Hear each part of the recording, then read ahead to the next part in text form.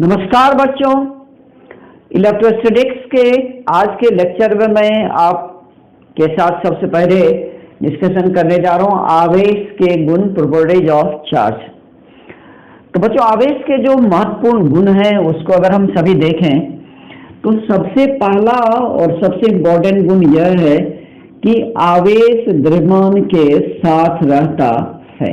आवेश द्रव्यमान के साथ रहता है।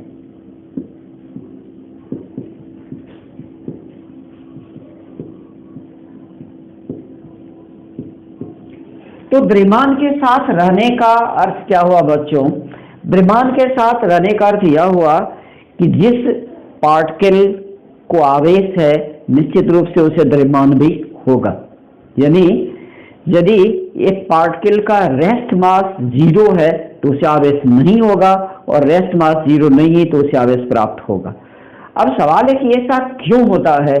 तो जो आवेश प्राप्त होने का जो मूल गुण है, मूल कारण है, उसे आप देखें बच्चों, तो आवेश जो प्राप्त होता है वह इलेक्ट्रॉन की ट्रांसफर के कारण से प्राप्त होता है। इलेक्ट्रॉन को द्रव्यमान होता है। तो बच्चों, यदि एक कण से, यदि एक निकाय से कुछ इलेक्ट्रॉन्स निकल जाते हैं तो जितने इलेक्ट्रॉन्स निकलते हैं, इलेक्ट्रॉन्स की द्रव्यमान में, इलेक्ट्रॉन्स को जो द्रव्यमान होता है तो अपने साथ कुछ न कुछ इलेक्ट्रॉन्स को लेकर के निर्गत हो जाते हैं। इस तरह से द्रव्यमान में थोड़ा कमी हो जाता है, और जब इलेक्ट्रॉन निकलता है तो धन आवेश प्राप्त होता है। और यदि इलेक्ट्रॉन जुड़ता है तो उस कंडीशन में कुछ द्रव्यमान के साथ जुड़ता है, यानी मास बढ़ जाता है और उस पर ऋण आवेश प्राप्त होता है। तो यहाँ पर बच्चों हम सभी को क्या याद रखना है? वह याद ये रखना है कि यदि धन आवेश प्राप्त होता है, धन आवेश प्राप्त होता है, तो इस कंडीशन में धन आवेश प्राप्त होने का मतलब यह हुआ कि इलेक्ट्रॉन निकला है। इलेक्ट्रॉन जब घट जाता है तो धन आवेश प्राप्त होता है। इसका मतलब यह हुआ कि द्रव्यमान घटता है।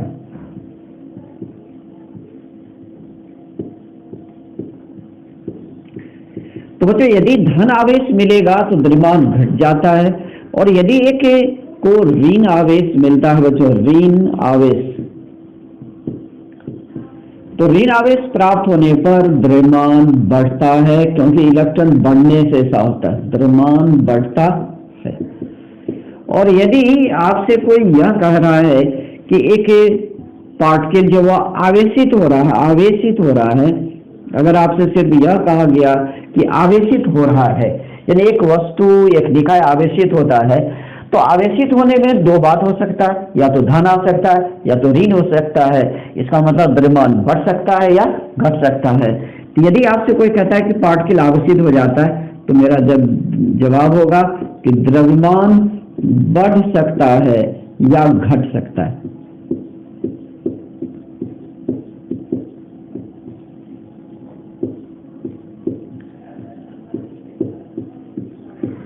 तो बच्चों, आपके समझ में बात जरूर आ गई होगी कि आवेश जो वह द्रव्यमान के साथ रहता है। इसका मतलब यह नहीं कि द्रव्यमान के साथ आवेश रहता है, जरूरी नहीं। यानी आवेश है तो द्रव्यमान निश्चित रूप से होगा, लेकिन अगर द्रव्यमान है तो आवेश हो सकता है और नहीं भी हो सकता है। तो बच्चों, फिर से मैं बात दोहरा रहा हूं कि अगर आवेश है तो द्रव्यमान निश्चित रूप से होगा, लेकिन द्रव्यमान है तो आवेश हो सकता है और नहीं भी हो सकता है, क्योंकि आवेश द्रव्यमान के साथ रहता है, द्रव्यमान आवेश के साथ रहेगा यह जरूरी नहीं है। धन आवेश आने पर द्रव्यमान घटता है, ऋण आवेश आने पर द्रव्यमान बढ़ता है, और अगर आवेशित हो रहा है तो द्रव्यमान बढ़ सकता है या घट सकता है। अब इसकी दूसरी विशेषता, दूसरे गुण को देखिए आवेश की, यह बच्चों कि आवेश सापेक्षिक, सापेक्षिक मतलब हुआ रिलेटिव, सापेक्षिक नहीं होता है, सापेक्षिक नहीं होता है, अर्थात अपरिवर्तनशील होता है, अपरिवर्तनशील होता है।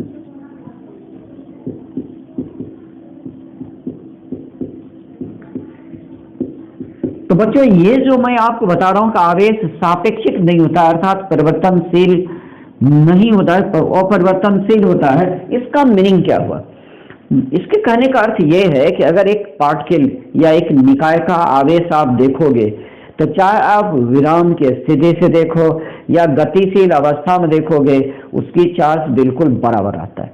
इसको अब आप इस प्रकार भी समझ सकते हैं कि अगर एक आवेशित कण को आप वेग देते हो, चाहे वेग का कोई वैल्यू हो, उसकी आवेश में कोई परिवर्तन नहीं होता है बच्चों।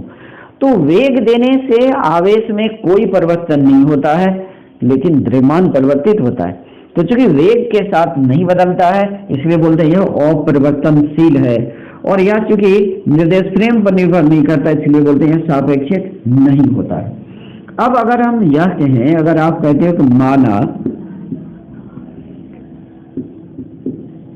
विराम में द्रव्यमान, विराम में आवेश अगर मान लेते हो, विराम में आवेश बराबर Q नॉट और गति में आवेश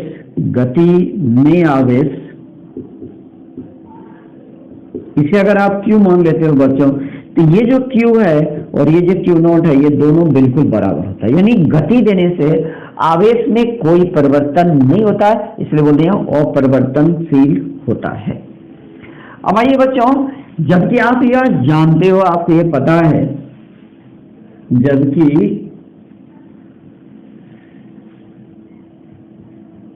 वेग देने पर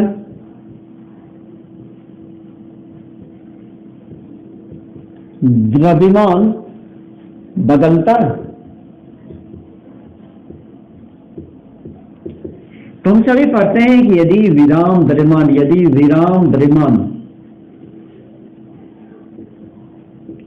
द्रव्यमान को अगर आप m नॉट कर लेते हो बच्चों, और गति में अगर द्रव्यमान को आप m कहते हो, तो यहाँ पर जो संबंध बच्चों m equal to m not बटे 1 माइनस v स्क्वायर बटे c स्क्वायर अंडर रूट। तो बच्चों ये देखिए, आप उसको बोलते हैं विराम द्रव्यमान, यानी अगर विराम में पार्टिकल है तो द्रव्यमान, ये हो गया जब वेलोसिटी v है तब द्रव्यमान, तो द्रव्यमान जो ये बदल जाता है। और चूंकि यहाँ c प्रकाश की वेग है, तो अगर प्रकाश की वेग का तुलनात्मक वेग आप देते हो एक कण को, एक पार्टिकल को, तो द्रव्यमान इस संबंध से बदलता है, लेकिन बच्चों आवेश नहीं बदलता है, इसलिए कहते हैं आवेश अपरिवर्तनशील है। अगला गुण देखिए बच्चों, नंबर 3 में आइए, आवेश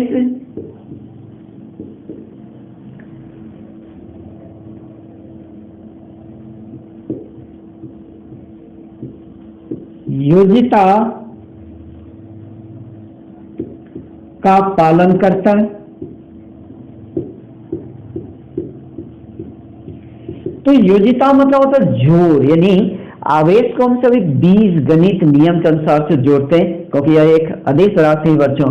तो किसी भी सिस्टम का अगर हम कुल आवेश निकालेंगे, तो प्रत्येक कण का आवेश यानी Q1 जोड़ Q2 जोड़ Q3, तो जैसे बीजगणित में हम सभी जोड़ते हैं, उसी तरह से आवेश को हम सभी जोड़ सकते हैं। इसका मतलब आवेश योजिता का पालन करता है, यानी इसे बीजगणित के नियम से जोड़ा जाता है। नंबर 4, आवेश की ध्रुवता होता है।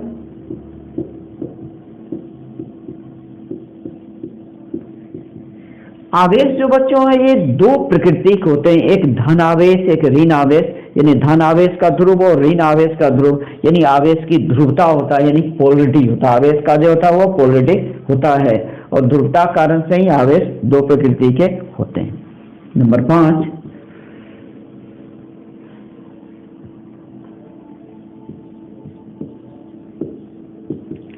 पृथक निकाय।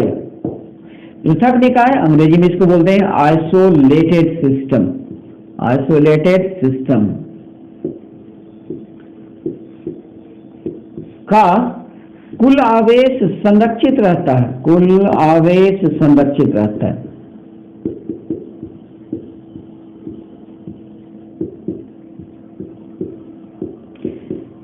संरक्षित रहने का अर्थ बच्चों यानी कांस्टेंट बना रहता है। किसी भी आइसोलेटेड सिस्टम का जो कुल आवेश है वह कंजर्व रहता है, जैसा कि मैंने आवेश के संरक्षण के सिद्धांत में आपको बतला चुका हूं। नंबर 6 में देखिए,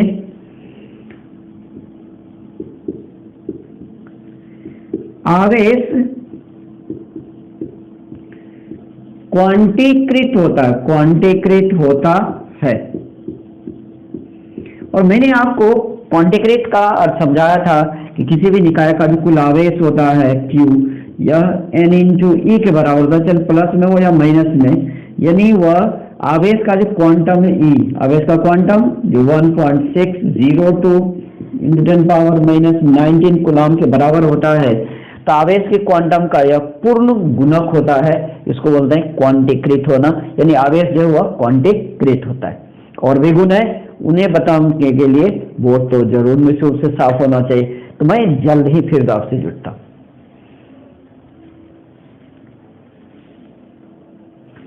आवेश का अगला गुण देखिए बच्चों, ये देखिए आप, आवेश जब विराम में होता है, आवेश जब विराम में होता है तब यह विद्युत प्रभाव, केवल विद्युत प्रभाव उत्पन्न करता है, विद्युत प्रभाव। लेकिन यही आवेश बच्चों यदि समरूप वेग में होता है,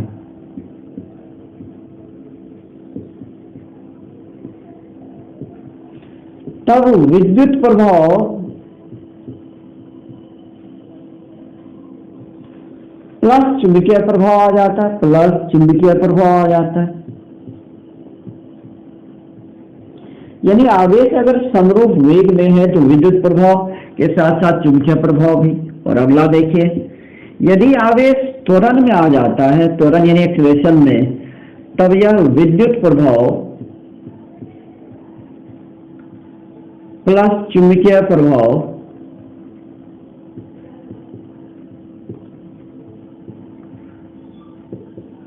प्लस विकिरण, ये तीनों उत्पन्न होने लगता है, विकिरण। तो यदि आवेश विराम में है तो केवल विद्युत प्रभाव, समरूप वेग में है तो विद्युत प्लस चुंबकीय, और अगर त्वरण में तो विद्युत प्रभाव प्लस चुंबकीय प्रभाव प्लस विकिरण, ये तीनों उत्पन्न करता है। आइए इसे मैं चार्ट से आपको दिखा देता हूं। यहां मैं पहला कॉलम देता हूं, आवेश की स्थिति, दूसरा में है विद्युत प्रभाव,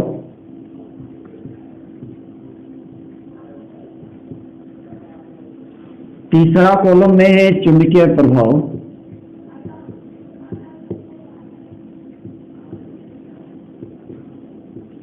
और फिर अगला कॉलम में विकिरण, विकिरण। अब आइए बच्चों, मैं आपको सबसे पहले ये बताता हूं कि यदि आवेश विराम में है, विराम में, यदि आवेश समरूप वेग में है,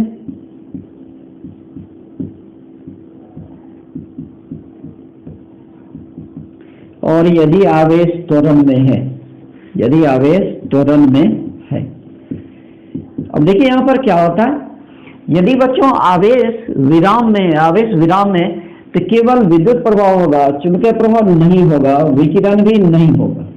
अगर आवेश समरूप वेग में तो विद्युत प्रभाव होगा, चुंबकीय प्रभाव भी होगा, लेकिन विकिरण उत्पन्न नहीं होगा। लेकिन बच्चों अगर आवेश त्वरण में आ गया तो विद्युत प्रभाव भी होगा, चुंबकीय प्रभाव भी होगा और विकिरण भी आएगा, यानी ये तीनों उत्पन्न होगा। अब तो ये बहुत ही महत्वपूर्ण बिंदु है जिसे हमें याद रखना है कि आवेश जब विराम में होगा तो केवल विद्युत प्रभाव, चुंबकीय नहीं, विकिरण नहीं। अगर समरूप वेग में है तो विद्युत प्रभाव के साथ चुंबकीय प्रभाव भी होगा, लेकिन विकिरण नहीं निकलेगा। लेकिन अगर आवेश त्वरण में आ गया तो विद्युत प्रभाव भी, चुंबकीय प्रभाव भी और विकिरण, ये तीनों उत्पन्न हो जाता है। अगला गुण देखिए बच्चों, आवेश जो है कोई भी चालक है, मान लीजिए कि एक चालक है, चालक जिसे कंडक्टर कहते हैं। आवेश अगर आप इसके किसी भी अंतर्भाग में दे दें, ये तुरंत इसके पृष्ठ पर आ जाता है और फिर यहाँ से आवेश खत्म हो जाता है, यानी आवेश जो अंतर्भाग में नहीं रहता है बल्कि इसके पृष्ठ पर आकर के वितरित हो जाता है। तो ये जो स्थैतिक आवेश बच्चों, वह चालक के पृष्ठ पर ही रहता है, वह उसके अंतर्भाग में, स्थैतिक आवेश चालक के अंतर्भाग में नहीं होता है। लेकिन ये देखिए बच्चों, अगला देखिए आप, अगर एक कुचालक है, कुचालक है बच्चों, कुचालक जिसे इंसुलेटर कहते हैं। तो फिर आप यहाँ चार्ज दे देंगे, उसके जिस भाग में जिस बिंदु पर आवेश दे देंगे वह वही रह जाता है। तो कुचालक के संपूर्ण आयतन में आवेश रह सकता है या इसके किसी भी भाग में रह सकता है। तो चालक होगा तो केवल पृष्ठ पर आवेश रहेगा, और अगर कुचालक है तो जहां हम आवेश दे देते हैं वह वही रह जाता है। अगला देखिए, एक और प्रॉपर्टी आप देखिए बच्चों, वह ये कि मान लीजिए कि ये एक चालक है और ये चालक का नुकीला भाग है, ये चालक का नुकीला भाग है।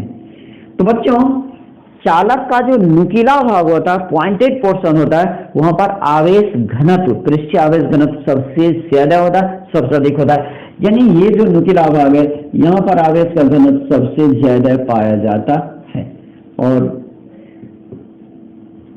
अन्य जगह पर आवेश घनत्व कम हो जाता है। इसीलिए बच्चों ये जो पृष्ठीय आवेश घनत्व सिग्मा, ये वक्रता त्रिज्या का व्युत्क्रमानुपाती होता है। यानी ये जो वक्रता त्रिज्या है, जहां पर सबसे छोटा होगा वहां पर आवेश घनत्व सबसे ज्यादा होगा, और जहां पर ये जो वक्रता है वो बड़ा होगा वहां पर आवेश घनत्व सबसे कम होता है। तो बच्चों ये रहा आवेश के महत्वपूर्ण गुण, और यहाँ से सवाल तो पूछे ही जाते हैं बोर्ड एग्जामिनेशन में, कंपटीशन में। जैसे आपसे एक प्रश्न पूछ लिया जाएगा कि जब आवेश विराम में होता है वह उत्पन्न करता है, तो जवाब होगा केवल विद्युत क्षेत्र। जब आवेश समरूप वेग में होता है तब उत्पन्न करता है तो विद्युत चुंबकीय क्षेत्र, और जब आवेश त्वरण में होता है तो विद्युत चुंबकीय क्षेत्र प्लस विकिरण तीनों उत्पन्न करता है। तो अब मैं आपसे डिस्कस करने जा रहा हूं आवेश घनत्व को।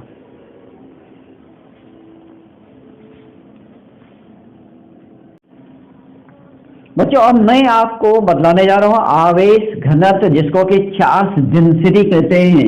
ये रहा चार्ज डेंसिटी।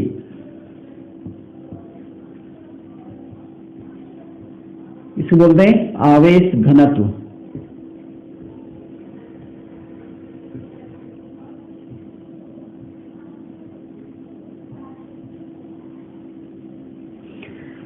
बच्चों एकांक लंबाई, एकांक पृष्ठ क्षेत्रफल या एकांक आयतन में आवेश का जो मान होता है उसे ही आवेश घनत्व कहते हैं। तो बच्चों यहाँ पर तीन शब्द में देखा है, एकांक लंबाई, एकांक पृष्ठ क्षेत्रफल, एकांक आयतन। तो जाहिर सी बात है कि आवेश घनत्व तीन प्रकार के होते हैं। तो आवेश घनत्व तीन प्रकार के होते हैं बच्चों। इसमें से सबसे पहला जो है इसको बोलते हैं रैखीय आवेश घनत्व।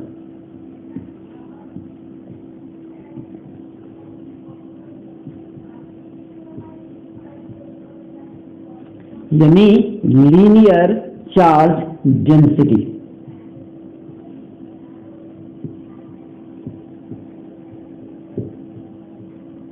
बच्चों ये जो लीनियर चार्ज डेंसिटी है, यह किसी भी चालक तार की एकांक लंबाई में आवेश का मान होता है। क्योंकि कोई भी पतला चालक तार होता है तो आवेश जो है वह उसकी लंबाई के अनुदिश ही वितरित होता है, और उसके एकांक लंबाई में आवेश का जो मान होता है उसे रैखीय आवेश घनत्व कहा जाता है। इसे लैम्डा से दिखाते हैं, और ये बराबर होता है चार्ज बटे लंबाई। चार्ज बटे लंबाई होता है। तो ये हो गया, आप ये कह सकते हैं टोटल चार्ज बटे टोटल लेंथ, टोटल चार्ज बटे टोटल लेंथ, यानी कुल आवेश बटे कुल लंबाई। यदि इसकी एसआई मात्रक आप देखोगे बच्चों, एसआई मात्रक यानी एसआई यूनिट, तो जैसा कि यहाँ ये चार्ज है, चार्ज के लिए कूलम, और लेंथ किलोमीटर, तो कूलम पर मीटर इसका एसआई यूनिट होता है। तो एकांक लंबाई में आवेश के मान को रैखीय आवेश घनत्व कहते हैं। इसे लैम्डा से संकेत करते हैं, और यह चार्ज बटे लंबाई होता है, और एसआई मात्रक कूलम प्रति मीटर होता है।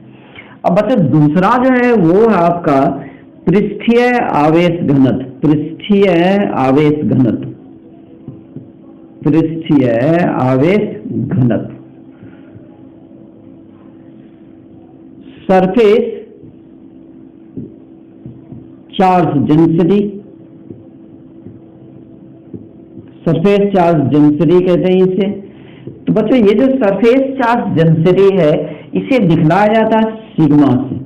इसे सिग्मा पढ़ते हैं, इस संकेत को पढ़ते हैं सिग्मा। ये छोटी सिग्मा है, सिग्मा यह सिग्मा है, और सिग्मा से संकेत करते हैं किसे, तो पृष्ठीय आवेश घनत्व को।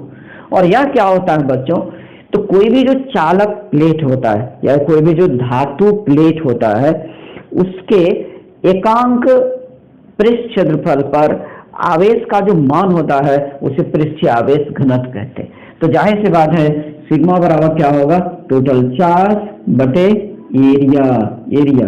तो आप इसे कहेंगे ये हो गया आपका टोटल चार्ज और ये हो गया आपका एरिया यानी क्षेत्रफल। तो चार्ज को यदि हम लोग क्षेत्रफल से भाग देते हैं तो वह पृष्ठीय आवेश घनत्व कहलाता है। अब इसकी अगर आप एसआई मात्रक जानना चाहते हैं, एसआई मात्रक को आप जानना चाहते हैं बच्चों, तो ये देखिए एसआई मात्रक बहुत आसान है। ये देखिए चार्ज के लिए कूलम और ये जो एरिया क्षेत्रफल है इसके लिए मीटर स्क्वायर होता है, तो प्रति मीटर स्क्वायर। तो कूलम प्रति मीटर स्क्वायर इसका एसआई मात्रक हो गया बच्चों। तो जो पृष्ठीय आवेश घनत्व है उसकी एसआई मात्रक क्या हुआ, कूलम प्रति मीटर स्क्वायर। और तीसरा प्रकार का जो आवेश घनत्व है यह है आपका आयतन आवेश घनत्व। आयतन आवेश घनत्व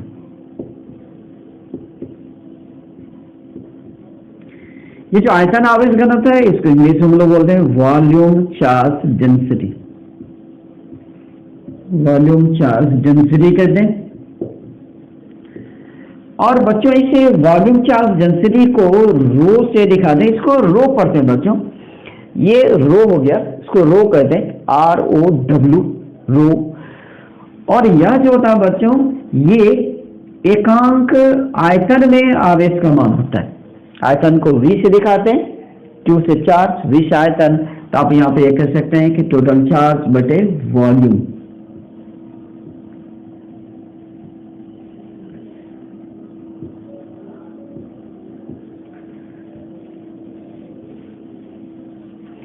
और इसके अगर इसकी एसआई मात्रक आप देखना चाहो तो इसकी एसआई मात्रक ये भी तो आसान है बच्चों, बिल्कुल इजी। इसलिए क्योंकि ये जो आयतन आवेश घनत्व है ये आवेश बटे आयतन है, आवेश बटे आयतन। तो आवेश के लिए आप लिखोगे कूलम और आयतन के लिए मीटर क्यूब, तो कूलम पर मीटर क्यूब। तो बच्चों तीन प्रकार के आवेश घनत्व होते हैं। पहला रेखीय आवेश घनत्व जिसे कि लैम्डा से दिखाते हैं और यह चार्ज बटे लंबाई होता है। दूसरा पृष्ठीय आवेश घनत्व जो कि सिग्मा से दिखाते हैं, यह चार्ज बटे एरिया के बराबर होता है। और तीसरा जो हो गया वो हो गया आयतन आवेश घनत्व जिसे हम लोग रो से दिखाते हैं और ये चार्ज बटे आयतन के बराबर होता है। इसके बाद बच्चों हम सभी को जानना है आवेश की मान ज्ञात करने की विधि यानी मेजरमेंट ऑफ चार्ज, जहां से कि न्यूमेरिकल्स बनते हैं। तो ये बहुत इंपॉर्टेंट है कि आवेश की मान हम लोग कैसे ज्ञात करेंगे। चलिए उसकी डिस्कशन जस्ट मैं अब करने जा रहा हूं।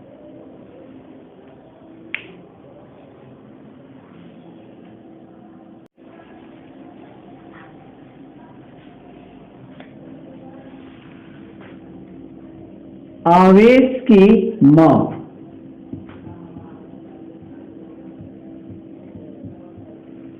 मेजरमेंट ऑफ चार्ज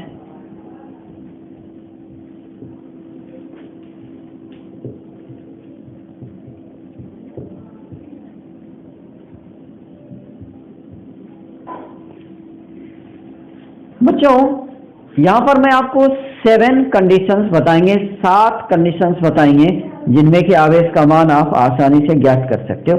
तो सबसे पहला जो मैं यहां पर शुरुआत करने जा रहा हूं, जब स्मॉल n इलेक्ट्रॉन्स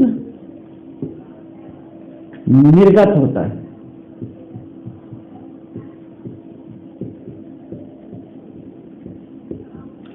यदि बच्चों किसी भी पार्टिकल से या निकाय से स्मॉल n इलेक्ट्रॉन्स को निकाल दिया जाए, तो बच्चों जब इलेक्ट्रॉन निकलता है किसी भी सिस्टम से तो वह कुछ न कुछ मास लेते हुए बाहर चला जाता है।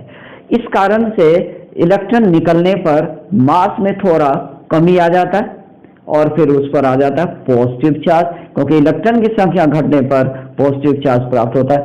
तो यहाँ पर क्या होगा बच्चों कि सबसे पहले मैं आपको बता रहा हूँ कि द्रव्यमान में कमी होगा, द्रव्यमान में कमी होगा।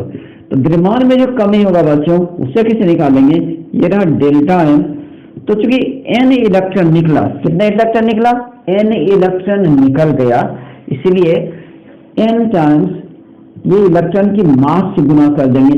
अगर एक इलेक्ट्रॉन निकलता बच्चों तो एक इलेक्ट्रॉन के द्रव्यमान की कमी होता तो वहां लिखते एम ई, लेकिन बच्चों दो इलेक्ट्रॉन निकलते तो दो गुने एम ई, और एन इलेक्ट्रॉन निकल गया तो एन गुना एम ई, जहां पर एम ई जो है बच्चों ये इलेक्ट्रॉन का द्रव्यमान है 9.11 10⁻⁻31 किलोग्राम है। और फिर चूंकि इलेक्ट्रॉन निकला है तो यहाँ पर होगा धन आवेश प्राप्त होगा।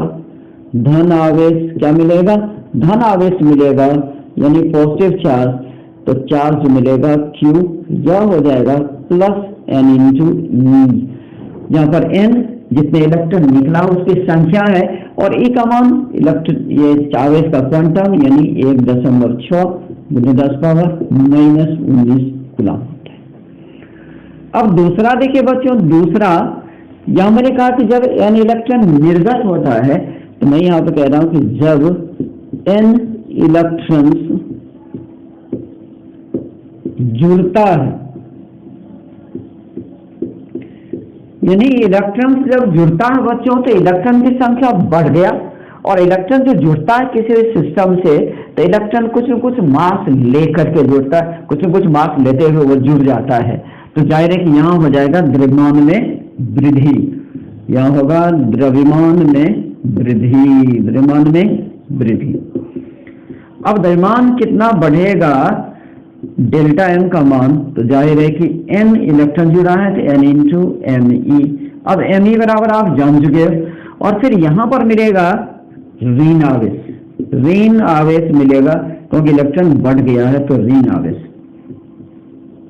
तो कितना ऋण आवेश आएगा, तो Q = -N इंटू ई, यानी N इलेक्ट्रॉन जुड़ा है इसलिए यह इलेक्ट्रॉन की चार्ज को N से आप गुना कर दो तो वह ऋण आवेश वहां पर आपको मिल जाएगा। तो दो कंडीशन आपने यहाँ देखा।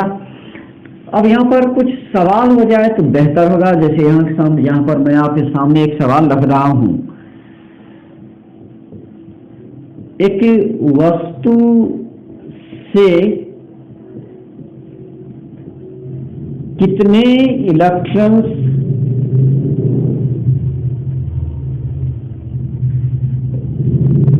निर्गत होने पर उस पर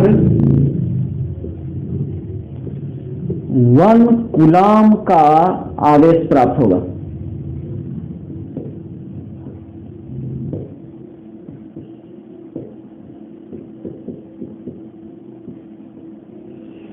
तो कितने इलेक्ट्रॉन्स को निर्गत आप करोगे ताकि 1 कूलम का आवेश आएगा। इसे प्रायः पूछता है, बहुत ही इंपॉर्टेंट ऑब्जेक्टिव, ये विव्याय ऑब्जेक्टिव है जिसे प्रायः पूछता है। ऑप्शन ए में 1.6 × 10⁻19, बी में 1.5 × 10⁻18, सी में 6.25 × 10⁻18 और डी में 1.25 × 10⁻20। ये 4 ऑप्शन आपके सामने रखा गया। जवाब देना बेहद बहुत ही आसान है और इसे याद में रखेंगे। तो ये देखिए सॉल्यूशन बच्चों बहुत आसान है। तो हम लोग जानते हैं अगर आप मान लीजिए कि n इलेक्ट्रॉन को निर्गत करते हैं, n इलेक्ट्रॉन को निर्गत करते हैं तो निर्गत करने पर चार्ज Q बराबर N इंटू ई होता है। अब n निकालना है तो इसे कहेंगे Q डिवाइड E, और अगर Q का मान आप रख लें तो 1 कूलम है और E की value 1.6 10⁻⁻19 coulomb. Coulomb coulomb cancel हो जाएगा, ये नीचे में पावर -19 है तो ऊपर जाके +19 हो जाएगा और डिवाइड 1.6। तो इससे बेहतर होगा कि हम लोग 10 डिवाइड 1.6 लें और इसमें से 10 आप निकाल चुके थे, 10 पावर 18 बचता है बच्चों। और अगर आप 10 को 1.6 से भाग दोगे तो ये 6.25 हो जाता है और गुनो 10 पावर 18, यानी आंसर सी बिल्कुल सही है। तो सी ऑप्शन आपका बिल्कुल सही आ रहा है। तो बच्चों ये बहुत आसान है, कोई दिक्कत है नहीं। जब भी आपसे यह पूछ दिया जाए कि कितने इलेक्ट्रॉन्स निर्गत करने पर 1 कूलम्ब चार्ज आएगा, तो ये आप हमेशा बिल्कुल याद रखोगे।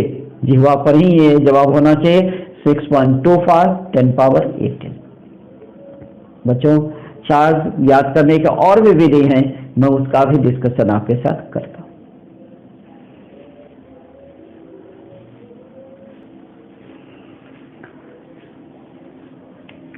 नंबर 3 में आप देखें, आवेशित चालक तार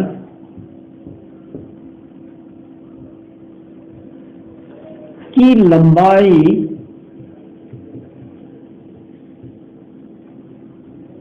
L में आवेश, अगर आपसे चालक तार की लंबाई L हो जाता है बच्चों, उसमें अगर आपको आवेश निकालना है तो आवेश Q बराबर आप लिखेंगे लेमडा इंटू L। लेमडा जो है यह रैखिक आवेश घनत्व है, यह है रैखिक आवेश घनत्व, जिसको कि लीनियर डेंसिटी ऑफ चार्ज बोलते हैं। रैखिक आवेश घनत्व हो गया ये।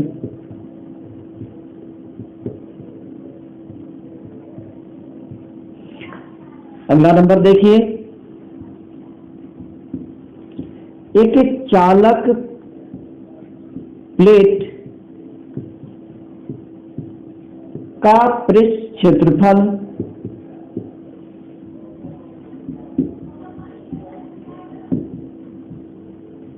S में आवेश, अगर एक चालक प्लेट का आपको पृष्ठ क्षेत्रफल देता है, तब जो आवेश का मान निकालेंगे तो बच्चों इसे लिखेंगे सिग्मा इंटू एस। सिग्मा आपको याद होगा ये पृष्ठीय आवेश घनत्व है, यह है पृष्ठीय आवेश घनत्व।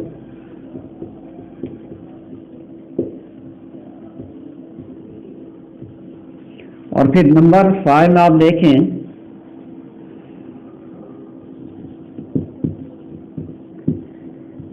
आयतन V में आवेश का मान, आयतन V में अगर आप आवेश का मान निकालते हैं तो Q बराबर हो जाएगा आपका रो इंटू V। आपको याद होगा रो जो है ये आयतन आवेश घनत्व कहलाता है, आयतन आवेश घनत्व।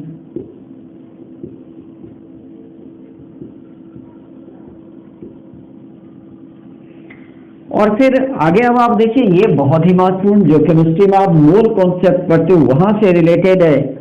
नंबर 6, यदि M द्रव्यमान का एक तत्व कण यानी एलिमेंट पार्टिकल के प्रत्येक परमाणु में से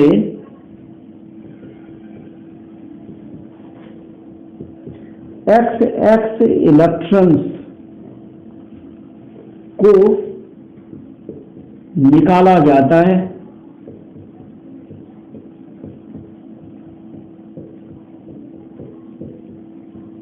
तब तो ये एक कंडीशन आपको देगा बच्चों, यदि एक M द्रव्यमान का एक तत्व कण के प्रत्येक परमाणु में से XX इलेक्ट्रॉन को निकाला जाता है, तब उस पर कितना आवेश आएगा। तो सबसे पहले आप ये देखिए, निर्गत इलेक्ट्रॉन की संख्या निकालना पड़ता है। यहां पर निर्गत इलेक्ट्रॉन्स की संख्या,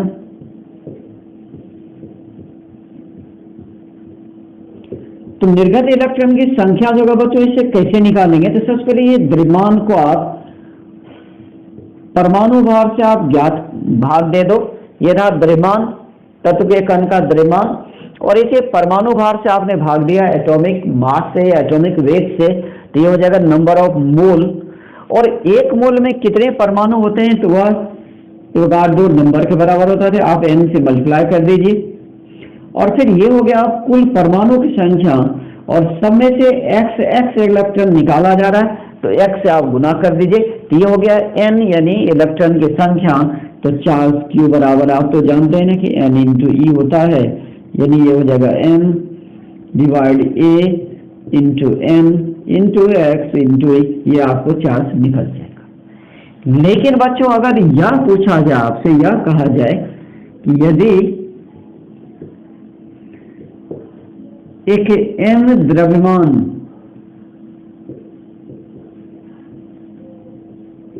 का एक तत्व कण में उपस्थित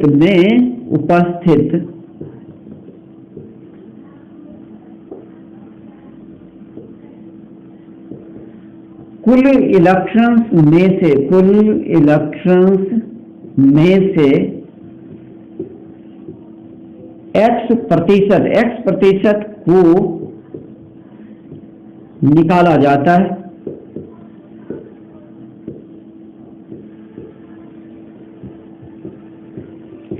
तो बच्चों यहां पर यह कह रहा है कि कुल इलेक्ट्रॉन्स में से, यानी कुल इलेक्ट्रॉन्स में से x प्रतिशत को निकाल दें, तो यहां पर जो निर्गत इलेक्ट्रॉन की संख्या निकलेगा वो यहां से निकलेगा, निर्गत इलेक्ट्रॉन्स की संख्या।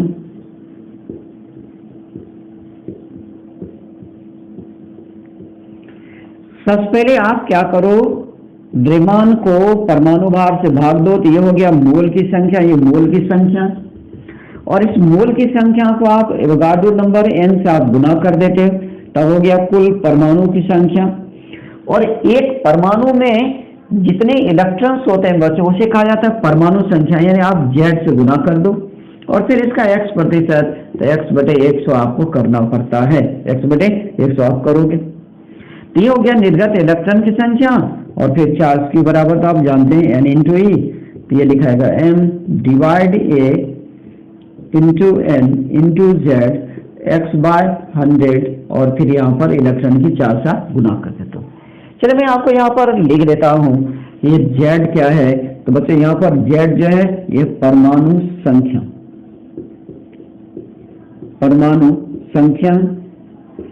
यहाँ पर ये जो a है बच्चों, a ये कहलाता परमाणु भार, और कैपिटल N जो है ये हो गया Avogadro number, Avogadro number, Avogadro संख्या इसको बोलते हैं, और एवोगाड्रो संख्या का मान लगभग 6.022 और 10 पावर 23 प्रति मोल होता है बच्चों, ये एवोगाड्रो संख्या का मान हुआ। तो एक परमाणु भार है, कैपिटल N एवोगाड्रो संख्या है, और Z जो है परमाणु संख्या है, और X जो है प्रतिशत में, तो यहाँ से चार्ज आप आराम से निकाल सकते हो, कोई दिक्कत नहीं है। तो बच्चों इस पर अगर हम 2 सवाल बना लेते हैं तो ज़्यादा बेहतर होगा। तो आइए जस्ट मैं आपके साथ कुछ सवाल को डील करता हूँ।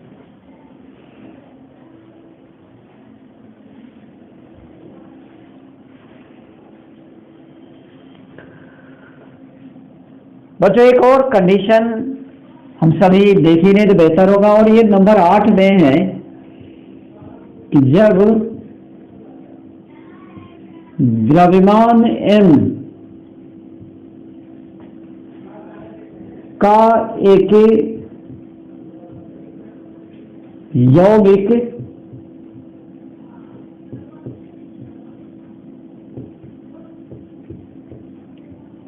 कण में उपस्थित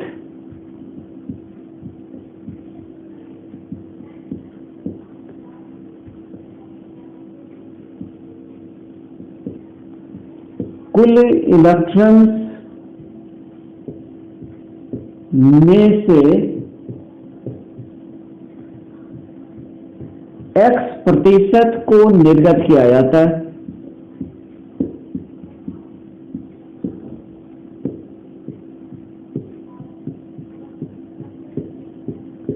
तब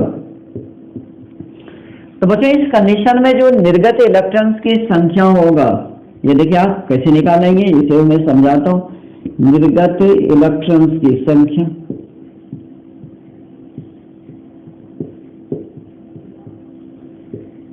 तो यहाँ जो निर्गत इलेक्ट्रॉन की संख्या n, इसे हम लोग ज्ञात करने के लिए पहले हम लोग मोल की संख्या ज्ञात करेंगे, और मोल की संख्या के लिए आप ये जो द्रव्यमान है इसे अनुभार से भाग दोगे, m/m0। फिर आप इसे एवोगाड्रो नंबर गुना कर, ये कुल मोलिकुल की संख्या हो गया, बस ये कुल मोलिकुल की संख्या हो गया। और एक मोलिकुल में अगर z इलेक्ट्रॉन है तो z से गुना कीजिए, और फिर x प्रतिशत इसका तो x/100, और फिर चार्ज Q बराबर हम सभी जानते हैं ये n/e होता है, यानी m/m0 into capital N into z x/100, और इसे आप स्मॉल e से गुना कर लो, यानी इलेक्ट्रॉन की चार्ज से गुना कर दोगे तो ये चार्ज आपको निकल जाएगा। अब बेहतर होगा कि यदि हम इस पर सवाल बना लें, लेकिन मैं एक बार आपको रिवाइज कर देता हूँ, बेहतर होगा। निर्गत इलेक्ट्रॉन की संख्या के लिए द्रव्यमान को आप अनुभार से भाग देते हो तो यह मोल की संख्या हुआ, एवोगाड्रो नंबर से गुना कर दे तो यह अणुओं की संख्या होगा। एक अणु में z इलेक्ट्रॉन्स हैं तो z से गुना किए और फिर x/100 कर देते हैं, तो यहाँ पर आपको आराम से आवेश निकल जाता है। आइए बच्चों, हम सभी यहाँ पर दो सवाल आपसे सामने रखते हैं। पहला सवाल ये रहा, आप देख लें यहाँ पर 90 मिलीग्राम पानी में उपस्थित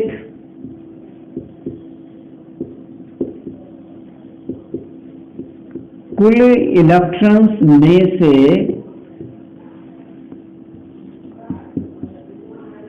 0.01% को निर्गत करने पर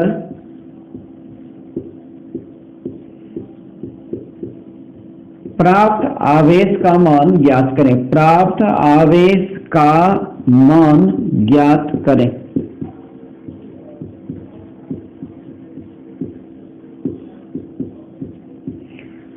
तो बच्चे इसकी सॉल्यूशन जो हम लोग करेंगे तो सबसे पहले हम लोग यह देखें कि पानी का द्रव्यमान आपको कितना दिया है। तो द्रव्यमान m बराबर आपको दे दिया है 90 मिलीग्राम।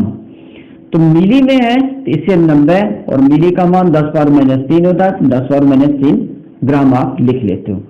उसके बाद बच्चों इसकी जो है अनुभार चाहिए, तो पानी का जो सूत्र होता है H2O होता है। अब इसकी अनुभार निकालते हैं m0।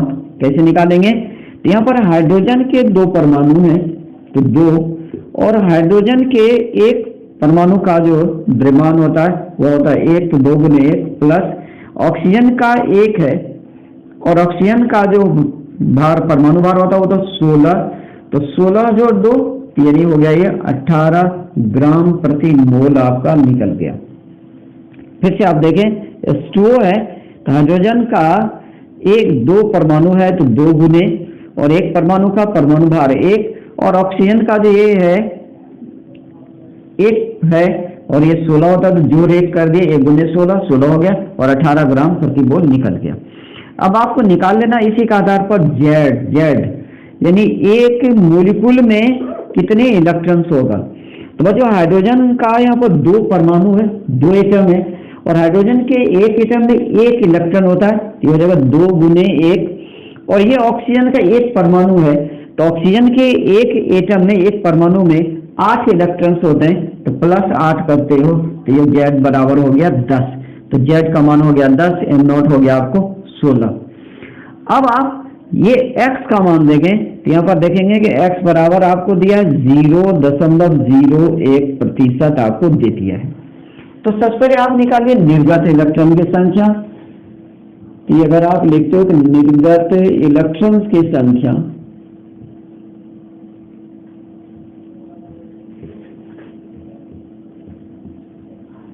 तो निर्गत इलेक्ट्रॉन की संख्या n बराबर आप लिखते हो कि m/m0 गुने n गुना z, और फिर ये x/100। इसको सॉल्व करना पड़ेगा। m हो गया 90 × 10⁻³ यहाँ से देखिए m बराबर 90 × 10⁻³, और फिर m0 जो है m0 वह आपको 18 ग्राम प्रति मोल आ रहा है, तो बटे 18 आप लिखते हो। और फिर आप n 6.0 10⁻23 ले लेते हैं, ये एवोगाड्रो नंबर।